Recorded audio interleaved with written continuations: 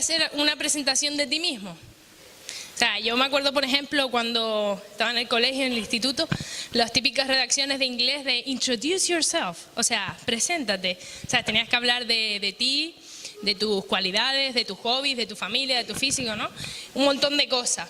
O quizás has tenido que preparar alguna vez un currículum, una carta de presentación para un trabajo, ¿no? Que nos gusta adornar este tipo de cosas.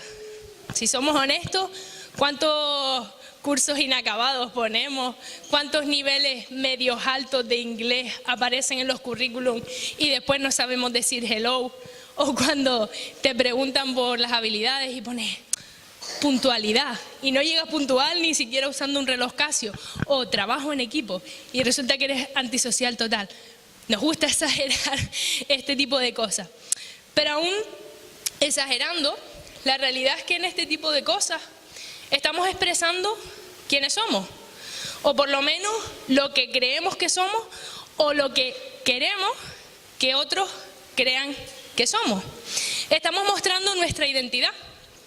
Y este es un tema muy importante en nuestra sociedad de hoy en día. Las personas viven a full, como se suele decir, hablando así, ¿no? Corriendo en la sociedad del estrés y están buscando constantemente quiénes son, ¿no? Buscan identidad en su trabajo, en su familia, en sus amigos, en diferentes cosas. Y hay personas que viven amargadas porque no encuentran esa identidad. Vemos que la psicología, esto es algo también un tema súper importante. Constantemente vemos libros de autoayuda de descubre tu verdadero yo, enfocándote en ser tú mismo y todo este tipo de cosas, pero que nos animan una vez más a basar la identidad en lo que decía antes, en tu trabajo, en tu familia, en tu carrera, no sé, todas las cosas que se le puedan venir a la cabeza. Y pensando sobre esto, me hacía esta pregunta: ¿son realmente esas cosas lo que nos define? ¿Es mi trabajo lo que me define? ¿Es mi familia? ¿Es lo que otros piensan de mí lo que me define? No sé qué piensas sobre esto, si es tu caso. Y pensando, yendo un poco más allá, pensaban como cristianos, ¿realmente deberían ser estas cosas las que nos definan? Debería ser esta nuestra carta de presentación, ¿no? Lo que saquemos en primera plana. Oh, tengo un máster en no sé qué, trabajo en no sé. ¿Deberían ser esas cosas las que nos den valor? Y pensando en esto, me venía a la mente el texto que está en Primera de Pedro 2, desde el 9 hasta el 12. Esto para mí es una carta de presentación cristiana, o sea, es como decir, cristiano, carta de presentación, Primera de Pedro 2, del 9 al 12. Y me gustaría que lo pudiéramos leer, si lo tienes. No sé si... ¿Tienen? Primera de Pedro, capítulo 2, del 9 al 12. Dice: pero ustedes no son así, porque son un pueblo elegido, son sacerdotes del Rey, una nación santa, posesión exclusiva de Dios. Por eso pueden mostrar a otros la bondad de Dios, pues Él los ha llamado a salir de la oscuridad y entrar en su luz maravillosa. Antes no tenían identidad como pueblo, pero ahora son pueblos de Dios. Antes no recibieron misericordia, pero ahora han recibido la misericordia de Dios. Queridos amigos, ya que son extranjeros y residentes temporales, les advierto que se alejen de los deseos mundanos que luchan contra el alma. Procuren llevar una vida ejemplar entre sus vecinos no creyentes. Así, por más que ellos los acusen de actuar mal, verán que ustedes tienen una conducta honorable y le darán honra a Dios cuando Él juzgue al mundo. Yo cuando leo esto me asombró estas palabras. Y si te paras a pensar, tú puedes decir, wow, esto lo escribió alguien que realmente tenía clara su identidad, que sabía quién era, que estaba seguro de ello. Pero si vamos a la Biblia, podemos ver que la historia de Pedro, el apóstol Pedro, el escritor de esta carta, no tuvo un proceso fácil para llegar a entender quién realmente era él. Él tuvo que luchar con su identidad. Y me gustaría que pudiéramos hablar un poco de su historia en esta tarde. Su historia comienza en el mar de Galilea. Él estaba allí echando las redes porque era a ver quién lo sabe, un pescador. Estaba pescando, esa era su identidad, era lo que se le daba hacer bien, pescar. Probablemente esto era un oficio de familia, porque dice la Biblia que estaba allí con sus hermanos pescando. Probablemente esto era lo que él se había dedicado toda la vida. Probablemente no sabía hacer mucho más que pescar. Era un pescador. Y dice que estando allí, mientras estaba pescando, Jesús pasaba por allí y como de costumbre, cada vez que Jesús pasaba por algún lado, lo ponía patas arriba y se encuentra con Pedro, con sus hermanos, lo llama, le dice, oye, tú, ven aquí. Dice, porque te voy a convertir en un pescador de hombres. Y tú lees esto y dices, ¿qué? ¿Un pescador de hombres? ¿Qué quiere decir esto? Jesús le estaba diciendo, tú eres un pescador de peces, algo que a los ojos de las personas puede parecer insignificante, pero yo te voy a dar un sentido nuevo para tu vida. Te voy a hacer pescador de hombres. Jesús le estaba diciendo, yo te voy a convertir en mi discípulo para que tú continúes predicando el mensaje que yo enseño y a través de tu predicación muchas personas puedan llegar a conocerme. Ese es el tipo de pesca al que Jesús se estaba refiriendo, a ganar almas para el reino de Dios. Y dice la Biblia que al instante, después de escuchar esto, yo no sé si Pedro a lo mejor estaba cansado ya de las redes, estaba cansado de la caña, y realmente el llamado de Jesús tuvo un impacto en su vida, porque dice que inmediatamente dejó todo y decidió seguirle.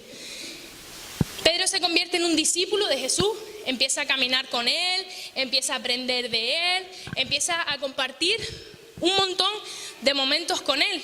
Incluso vemos a través de los evangelios cómo Pedro es muchas veces protagonista de muchos momentos importantes. Cuando caminó por el agua, vemos como cuando Jesús sana a su suegra, vemos que él siempre estaba ahí en los momentos importantes.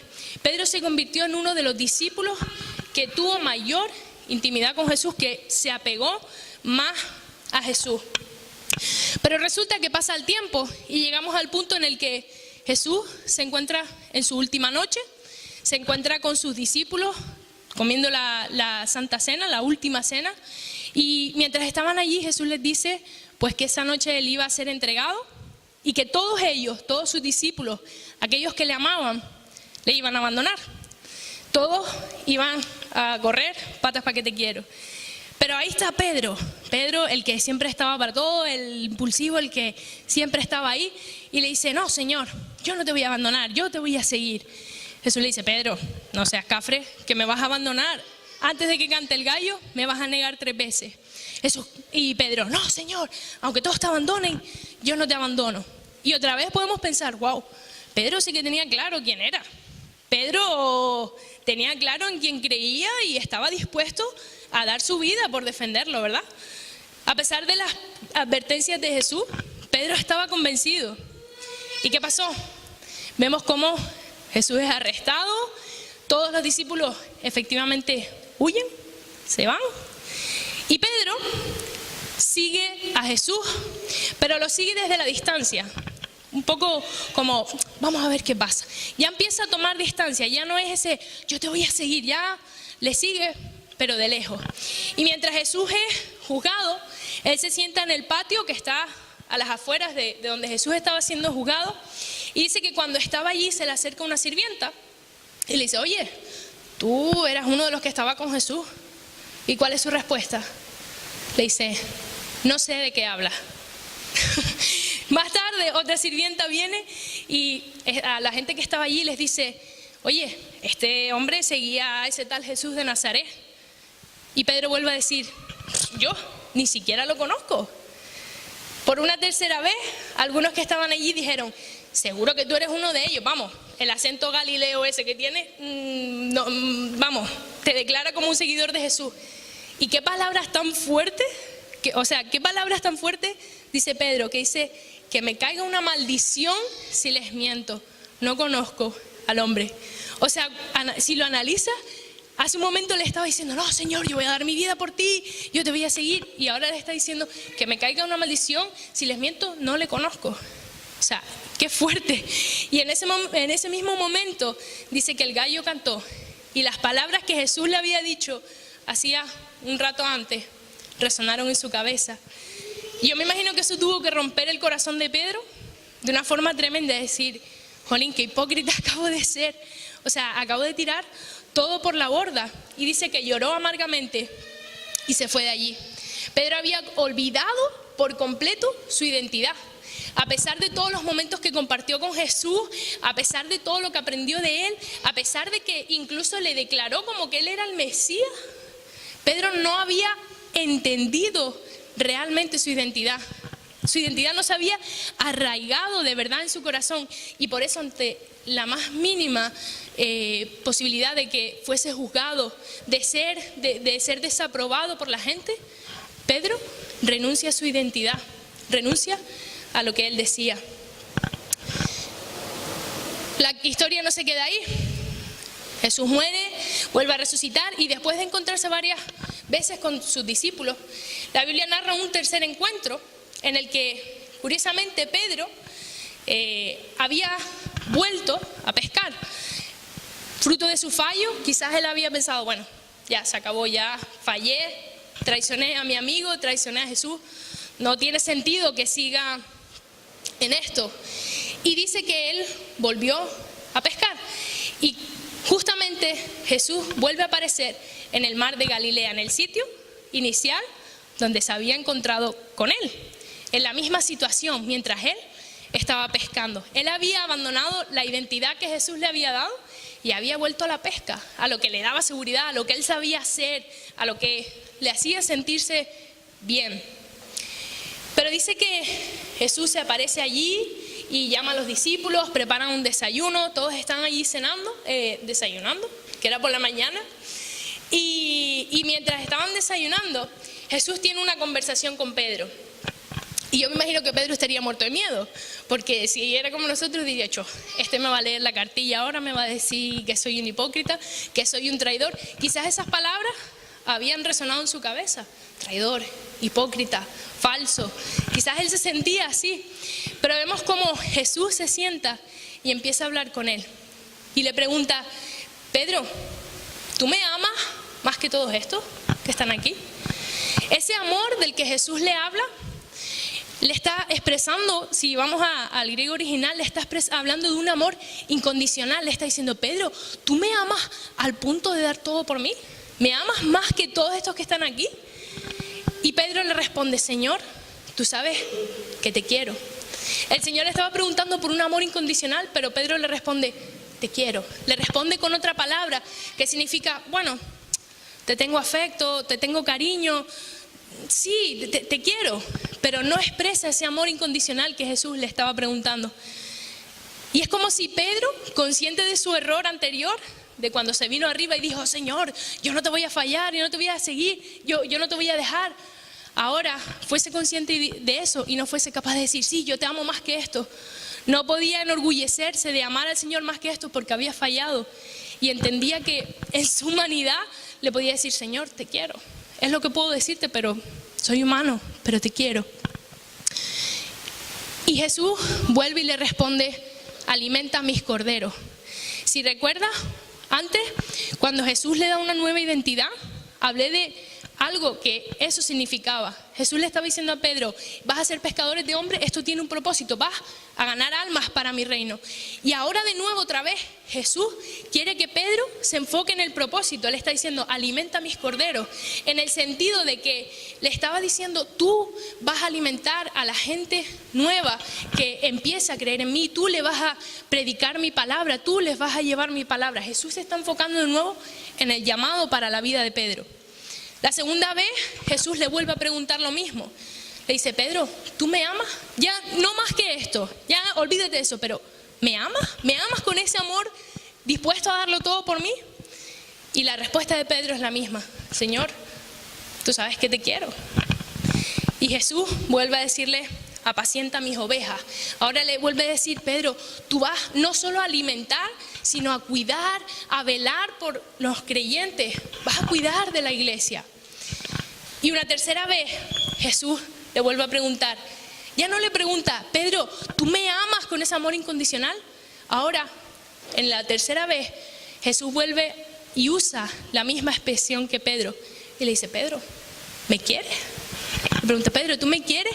Jesús era consciente de que el corazón de Pedro estaba roto y que necesitaba tiempo para poder ser restaurado, y por eso es como si él se rebajara a su condición y ya no le pregunta, ¿me amas? Sino, ¿me quieres, Pedro? Es como si Jesús estuviese metiendo el dedo en la llaga, ¿me quieres?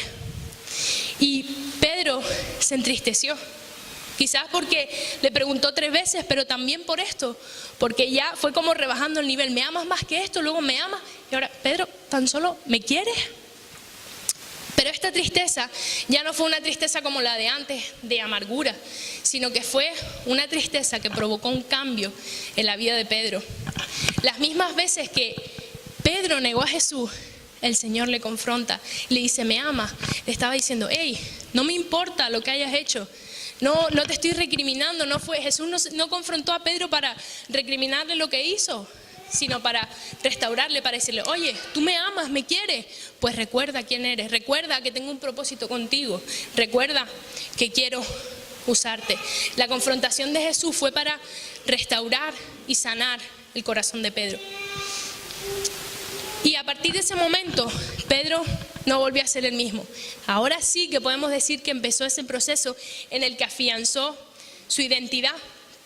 Empezó a entender quién realmente era, quién Jesús le había dicho que era, porque su identidad venía de Jesús. Y llegó a tal punto de que Pedro siguió fallando, no dejó de ser humano, pero sus fallos no le hicieron renunciar a su identidad, no le alejaron del propósito que Jesús le había dado, hasta tal punto que aguantó maltrato, que aguantó cárcel, que aguantó incluso morir por mantenerse fiel a su identidad. Y en ese proceso vemos que aparece este texto, ¿no? Ya cuando Pedro por fin entiende quién es, y no solo lo entiende, sino que quiere que la iglesia también entienda quién es en Cristo Jesús. Quiere que tú y yo entendamos quiénes somos en Cristo Jesús. Él dice que si lees todo el capítulo 2, él está hablando de que Jesús es el fundamento, es el centro de nuestra salvación. Y dice, las personas que deciden no creer en Él, viven sin esperanza, viven condenadas, viven en un futuro incierto. Y dice el versículo 9, pero ustedes no son así, porque ustedes tienen una identidad. Ustedes, los que han decidido confiar en Jesús, tienen otra identidad. Dice, ustedes son un pueblo escogido. En otras versiones dice linaje. Y un linaje hace referencia a una familia. No sé si son fan, bueno, yo soy muy friki, soy fan de Juego de Tronos. Y en Juego de Tronos las familias se identifican con un nombre, ¿no? Y vemos que, pues tú perteneces a la casa de los Stark, eres la creme de la creme, perteneces a la... No, te hace pertenecer a un grupo. Y en otras palabras, lo que Pablo nos está diciendo Pedro nos está diciendo es que pertenecemos a la familia de Dios. ¿Y qué conlleva esto? Que Dios es nuestro Padre. Conlleva que podemos tener una relación de padre e hijo con Él. Nos convierte en hijos amados de Dios.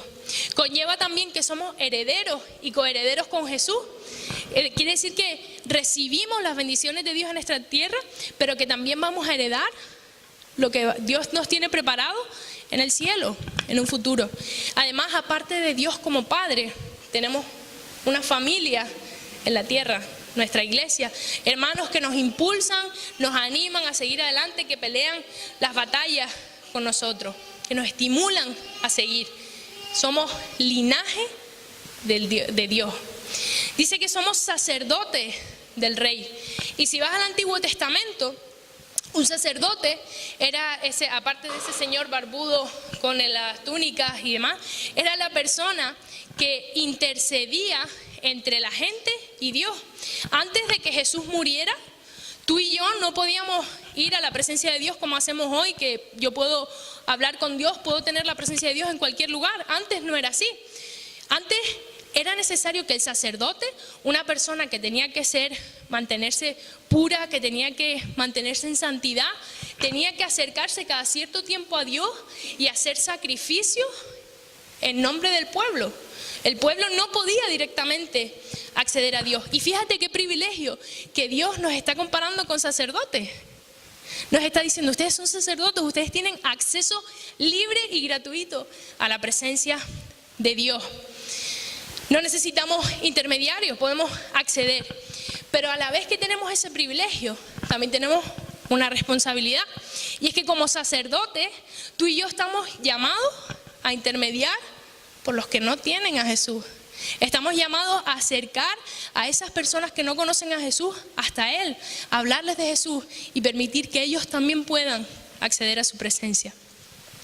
Dice que somos nación santa y me gusta mucho esto porque algo que está claro, yo creo que lo tenemos claro, es que tú y yo somos pecadores. Tú y yo no somos santos por nuestra propia naturaleza, somos pecadores. Pero es como si Dios cogiera cuando aceptamos a Jesús y entre Él y tú coloca a Jesús y ya no te mira directamente, sino que te mira a través de Jesús, a través de su sacrificio, a través de su sangre, y te ve completamente limpio, te ve completamente santo, te ve completamente sin pecado. Esto es increíble, porque no es que tú hagas nada para merecerlo, sino que Dios, porque te ama, lo hace. Y tampoco significa el hecho de que Dios te vea como santo, de que Dios te vea como pecado. Ah, bueno, ya, yo soy santo, puedo vivir como me dé la gana porque Dios me mira a través de Jesús y ya. No, sino que acorde a esa identidad, a esa santidad, yo tengo que vivir. Yo tengo que vivir dejando atrás el pecado y buscando hacer aquello que agrada a Dios. Dice también que somos posesión exclusiva de Dios. ¿Alguna vez has tenido algo valioso? Algo que tú has dicho, esto, no sé, piensa en un juguete cuando eras pequeño o algo que tuviera tantísimo valor para ti que querías conservarlo, costara lo que costara, no dejabas que nadie se acercara a eso, no dejabas que nadie lo tocara. ¿Has tenido algo así? ¿Lo visualizas? Pues así eres tú para Dios. Dice que eres una posesión exclusiva de Él. Y yo me imagino así como que Dios nos tiene en sus manos y nos guarda, nos protege a costa de todo. Eres tan valioso que estuvo dispuesto a dar todo para no perderte. Él te tiene en sus manos y no va a permitir que nada te aleje de Él ni que te dañe. Y todo esto de lo que he hablado, que somos pueblo elegido, que somos sacerdotes, nación santa, posesión exclusiva, son privilegios que tenemos delante de Dios, pero también, como decía antes, son responsabilidades. Tenemos que vivir acorde a nuestra identidad para que al hacerlo podamos ser ejemplo para los demás, para los que nos ven. Debemos que vivir acorde a esa identidad. Dice el texto en el versículo 10, antes no tenían identidad, antes vivían como huérfanos, como gente sin identidad, sin nada a lo que arraigarse, pero ahora son pueblo de Dios. Antes no recibieron misericordia, antes estaban destinados a morir, estaban destinados a un destino malo, pero ahora han recibido la misericordia de Dios y ahora han obtenido la salvación. Y esto sigue diciendo, esta identidad nos convierte en ciudadanos del cielo. Ya no somos ciudadanos de la tierra, sino que estamos aquí de paso, porque sabemos que esta vida se va, se acaba, y todo lo que tenemos aquí se queda aquí. Sin embargo, nuestra identidad como ciudadanos del cielo es eterna. Por eso Pedro nos anima a que no nos enfoquemos en las cosas del mundo, no nos enfoquemos en tener, en hacer esto, lo otro. Es bueno, si podemos hacerlo, ánimo, hazlo, pero que no sea tu foco, que no sea lo que mueva tu vida, sino tener el foco puesto en la esperanza que Jesús te ofrece. También debemos vivir acorde a nuestra identidad, no siendo agentes de la secreta, no siendo agentes de doble identidad, como se suele decir en las películas, ¿no? Los agentes de la CIA, no siendo agentes de doble identidad que tienen una identidad para el domingo y una identidad para el resto de la semana, sino que vivamos caminando como Jesús quiere. Dice, procuren llevar una vida ejemplar entre sus vecinos no creyentes, así por más que ellos los acusen de actuar mal, verás que ustedes tienen una conducta honorable y le darán honra a Dios cuando Él juzgue al mundo. Vivamos acorde a nuestra identidad para que los demás puedan verlo. ¿En qué forma te identificas tú con Pedro? ¿Te identificas con la parte del inicio, cuando Pedro renuncia a su identidad por diferentes cosas, o te identificas quizás con la parte ya de que tú te ves como nación santa, te ves como, tienes clara tu identidad. ¿Con qué parte te identificas tú?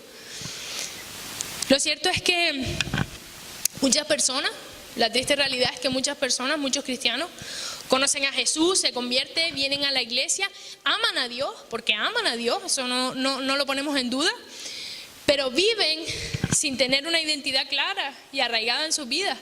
Viven anclados a identidades inestables, y esto hace que cada 2 por 3 hoy estén aquí, mañana estén aquí y pasado estén aquí. O sea, eso hace que nos tambaleemos y no vivamos seguros. Y muchas de esas bases en las que ponemos nuestra identidad son, por ejemplo, tus habilidades, como decía antes con Pedro con el tema de la pesca. Era lo que él sabía hacer, lo que le daba seguridad. Aquello que sabes hacer es lo que te da seguridad. Y hay muchas personas que hacen un montón de cosas para servir, incluso para servir a Dios. Se enfocan en trabajar, porque piensan que así ganan el favor de Dios, que así Dios me va a amar más. Pero la realidad es que Dios ya nos ama por quienes somos, y el servicio, el trabajar, solo debe ser una respuesta a ese amor, una consecuencia de entender ese amor. Quizás tu base está en tus circunstancias. Si todo está correcto, si todo está bien, si todo está tranquilo, guay. Me siento bien, soy un hijo de Dios, está todo bien. Ahora cuando las cosas se ponen un poco feas, cuando se ponen un poco difíciles, no, porque Dios no me ama, y ya empezamos a renunciar a todo porque las cosas están difíciles. Eso demuestra que no tenemos clara nuestra identidad, no tenemos claro en quién creemos. Quizás tu base está en lo que otros dicen de ti. Esta es una de las bases más comunes que vemos hoy en día. Tenemos una ansiedad, una necesidad de ser aprobados por los demás, que nos lleva muchas veces a vivir una mentira, a vivir una identidad que no es la nuestra, para ganar la aprobación de los demás. Realmente, ¿qué pasa cuando no contamos con la aprobación? Lo mismo que decía antes. No, hay gente que incluso se deprime. Porque mira que no me miró, mira que no le gustó lo que hice, y llega al punto de deprimirse. Es triste, pero es la realidad, porque tienen su identidad basada en lo que los otros dicen de sí mismos, de ellos. Quizás tu base está en tu pasado. Quizás como Pedro has cometido errores, piensas que ya se acabó.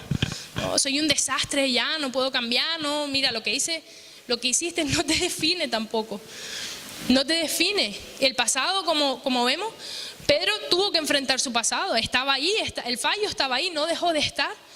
Pero el amor de Jesús pudo cubrir ese fallo, pudo restaurarle. No vivas como un mendigo buscando identidad en estas cosas. Vamos, eres un sacerdote del Rey, eres una nación santa. No vivas como un mendigo.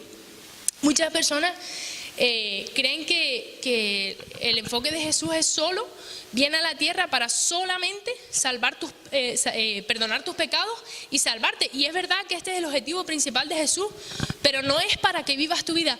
Ay, pobrecito de mí, ¿qué tal? Pero soy salvo, pero pobrecito de mí. No, o sea, Jesús quiere darte seguridad de salvación, quiere darte una esperanza, pero también quiere que vivas una vida abundante en el sentido de confiar en Él, de tener paz, no de vivir como un pobrecito, no vivir como todo el día lamentándote, todo el día suspirando. Y muchas personas quizás pueden decir, no, es que estás incitando al orgullo, tal. No, creo que no tiene que ver con el orgullo. El hecho de que yo hablo de tener nuestra identidad clara, creo que es todo lo contrario. Porque cuando yo leo esto, a mí por lo menos lo que me hace decir es, gracias Señor. Gracias, porque sé que esa identidad no es algo que yo me haya ganado. No es algo que yo merezca, sino que tú, en tu amor, decidiste darme. Es algo que tú, porque tienes misericordia de mí, me diste. Y esa identidad tienes que entenderlo. No puede llevarte al orgullo, porque no es nada que tú hayas ganado. Es algo que has recibido de Dios. Me gustaría poner un vídeo, antes de terminar, que resume un poco todo esto de lo que estaba hablando y luego lo comentamos.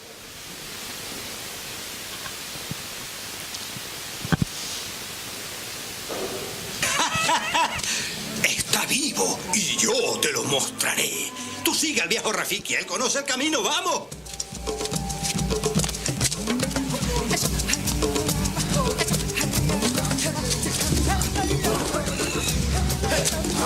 ¡No te entretenga! ¡Date prisa! Espera. ¡Vamos, vamos! ¿Quieres ir más despacio?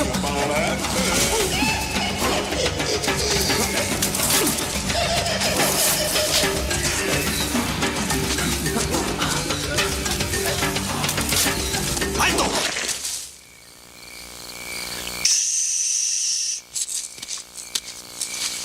Mira allá abajo.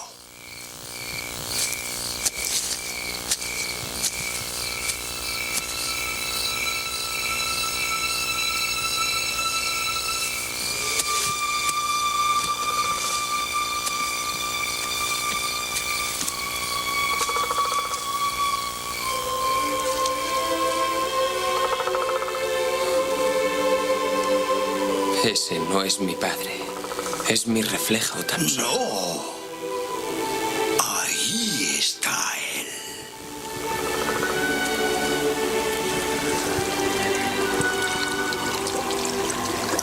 ¿Lo ves? Él vive en ti. Simba, Padre.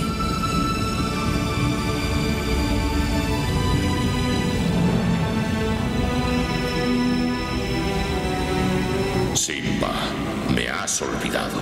No. Eso jamás. Has olvidado quién eres, por lo tanto me has olvidado. Mira en tu interior, Simba.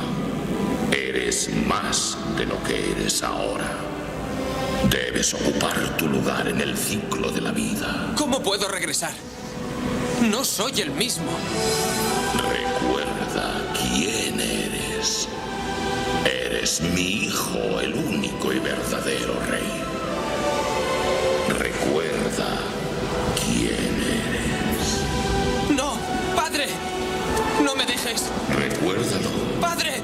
Recuérdalo. No me dejes. Recuérdalo.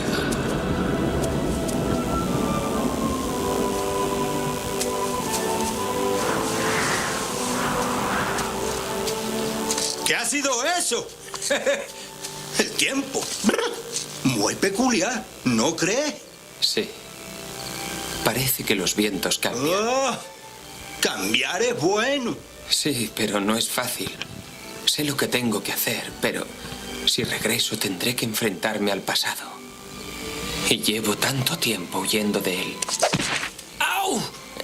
¿Por qué has hecho eso? No importa, está en el pasado. Sí, pero aún duele. Oh, sí, el pasado puede doler. Pero tal como yo lo veo, puedes o huir de él o aprender. ¡Ah! ¿Lo ves? Bien, ¿qué vas a hacer? Primero, te quitaré el bastón. No, mi bastón no. ¿A dónde vas? ¡Regreso a casa! ¡Eso es! ¡Corre! ¡Vete de aquí!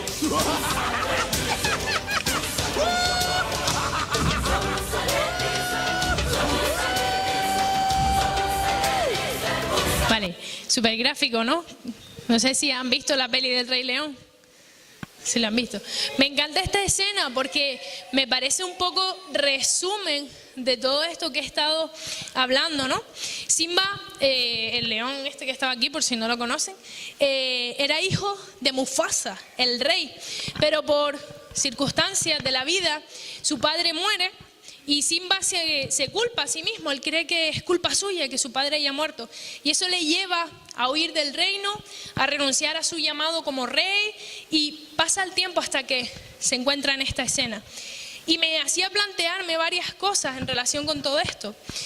Y pensando en que tú eres valioso para Dios, me hacía pensar en que eres valioso porque eres creado a su imagen y semejanza.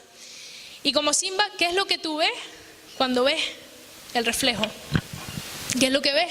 Cuando te miras al espejo, ves el reflejo Yo digo, qué guapa. No, es broma. Pero dices, "Oh, pobrecito de mí, no tengo esperanza". O dices, no, soy un hijo de Dios, soy hecho a su imagen y semejanza. O sea, es tan increíble que el mismo Dios del universo haya depositado su imagen, su semejanza en ti y en mí. Tienes una nueva identidad en Cristo. Eso también te hace valioso para Dios. Y esta identidad también viene marcada porque tras la muerte de Jesús, Dios envía al Espíritu Santo y Él vive en ti. Como decía Mufasa, yo estoy en ti. Él, le decía a Rafiki, Él vive en ti, Él está en ti y Dios vive dentro de ti. O sea, eso también es algo increíble. Otra de las cosas que le decía es, Mufasa le decía, ocupa tu lugar en el ciclo de la vida. Y de alguna forma, Dios lo que nos está diciendo es, ocupa tu lugar en el reino de Dios. Como decía antes, Dios tiene un propósito para tu vida. Dios quiere hacer algo con tu vida, quiere usarte. Pero si tú no entiendes tu identidad, tu tendencia va a ser volver a la pesca, volver a tus métodos, a tu seguridad. Sin embargo, tienes que entender tu identidad, tienes que entender quién te está llamando Dios a ser para ocupar tu lugar, para cumplir con tu propósito.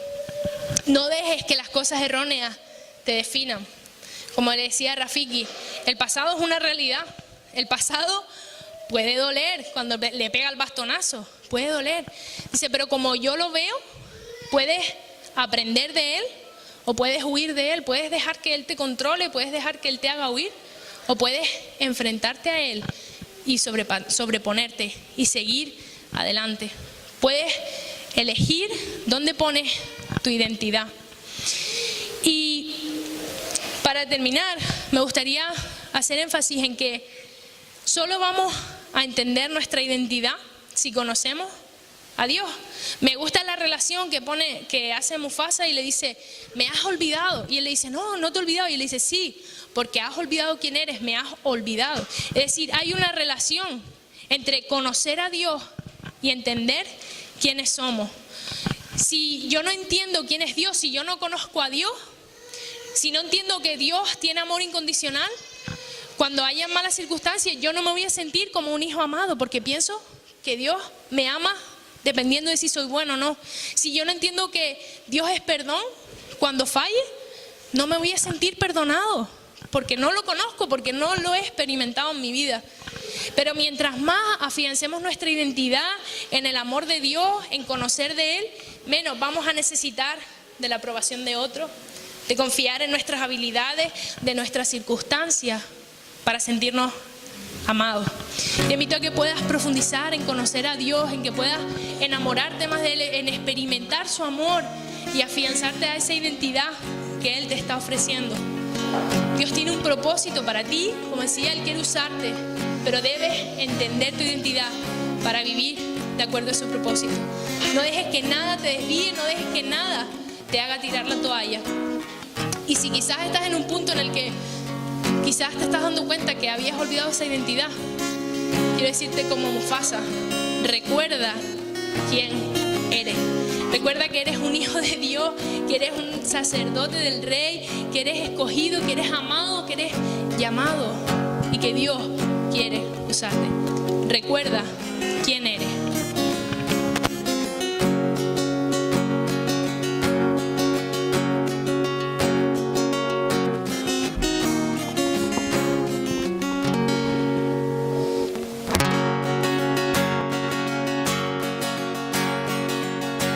Soy yo para que el gran Rey me acepte así. Me encontró en mi perdición.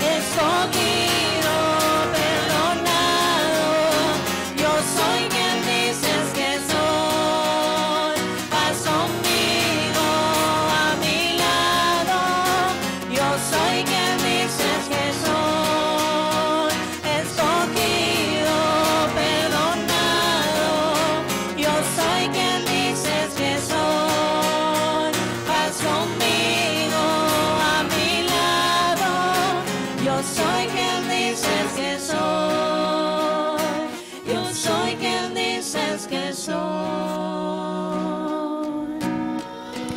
Te alabamos, Señor, porque tú eres bueno, Padre. Porque aun cuando no merecíamos nada, Señor, tú nos amas, diste a tu Hijo por nosotros, Señor, y hoy podemos vivir una vida basada en esa esperanza, Señor. Una vida basada en quien tú dices que somos, Señor. No tenemos que vivir, Padre, como pobrecitos, todo el día mendigando, Señor, buscando sentirnos seguros en otras cosas, Señor, sino que podemos tener seguridad en ti y en quien tú dices que somos, Señor. Te pedimos que nos ayudes a vivir conforme a eso, Señor, que nos ayudes a recordar quiénes somos, Señor, que somos escogidos por ti, que somos amados, que, Señor, que somos perdonados, Padre, y que nos ayudes a vivir acorde a ellos, Señor.